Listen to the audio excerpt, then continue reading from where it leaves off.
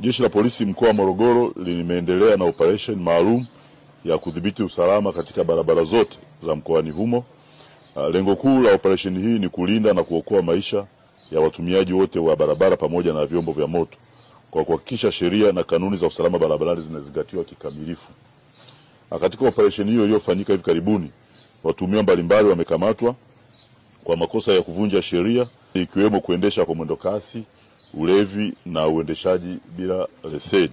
Mei 17, 2025 katika kata ya Bigwa, manispaa ya Morogoro, mtu mmoja mwanadada huyu anaitwa Daines Sebastian Faustine. Huyu ni askari wa Jeshi la Wananchi Tanzania na mkazi wa Morogoro. Yeye alikamatwa akiendesha gari ya aina ya Nissan Juke lenye namba za usajili T 560 EDG akiwa amelewa. Uchunguzi wa kitabibu ulibaini kuwa alikuwa na kiwango cha ulevi kipimo cha 305.9, hali iliyosababisha apoteze udhibiti wa gari na kugonga miundombinu ya barabara.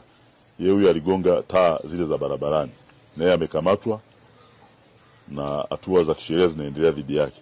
Lakini aidha, mnamo Mei 17 katika eneo la Mlima wa Neema, barabara ya Ifakara kuelekea Mikumi, wilaya ya Ruhembe, Ernest Cosmas Mpunye, huyu ana umri wa miaka 29, huyu ni mkazi wa Ruaha.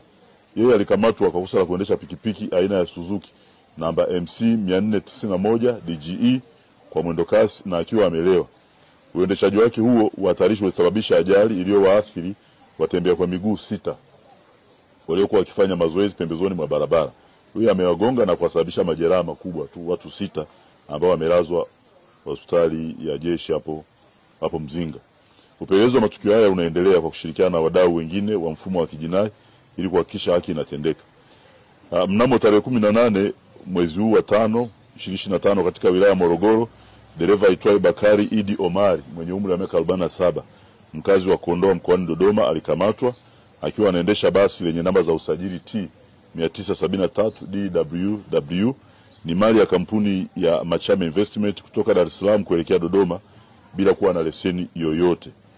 Uchunguzi umebaini kuwa dereva huyu aliwahi kukamatwa na alikuwa tayari amekatazwa kuendesha magari tangu Mei 5, 2025 kutokana na mwenendo wake wa kuendesha magari kwa mwendo hatarishi. Hata hivyo, aliendelea kukaidi katazo hilo na kuendelea kuendesha gari kwa kificho.